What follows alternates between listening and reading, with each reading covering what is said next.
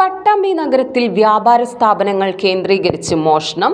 മേലെ പട്ടാമ്പി SBI ബാങ്കിന് സമീപത്തുള്ള amigos textiles, AR associate, Patanjali എന്നീ സ്ഥാപനങ്ങളിലാണ് കവർച്ച നടന്നത്.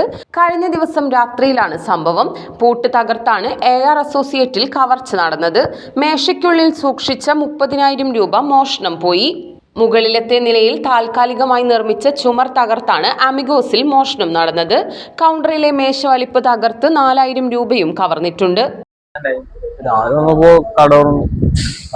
കൗണ്ടർ തുറന്നിട്ട് ക്യാഷ് ഉണ്ടാകുന്നില്ല. പിന്നെ വിളിച്ചു, മുതലാളിക്ക് വിളിച്ചു.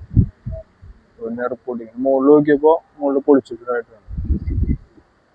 അടുത്ത കെട്ടിടത്തിലെ പതഞ്ജലി എന്ന സ്ഥാപനത്തിൽ വാതിൽ തകർത്ത് അകത്ത് കടന്ന കള്ളൻ മേശവലിപ്പിൽ സൂക്ഷിച്ച പണം കവർന്നതായാണ് വിവരം. സ്ഥാപനങ്ങളിലെ CCTV ക്യാമറകൾ തിരിച്ചുവെക്കുകയും ഹാർഡ് ഡിസ്കുകൾ കൊണ്ടുപോകുകയും ചെയ്തു. പട്ടാമ്പി പോലീസ് സ്ഥലത്തെത്തി പരിശോധന നടത്തി. ഷോപ്പിംഗ് ഇനി ആനന്ദകരവും ആദായകരവും. കേട്ടുകേഴ്വിയല്ല, യഥാർത്ഥ സത്യം.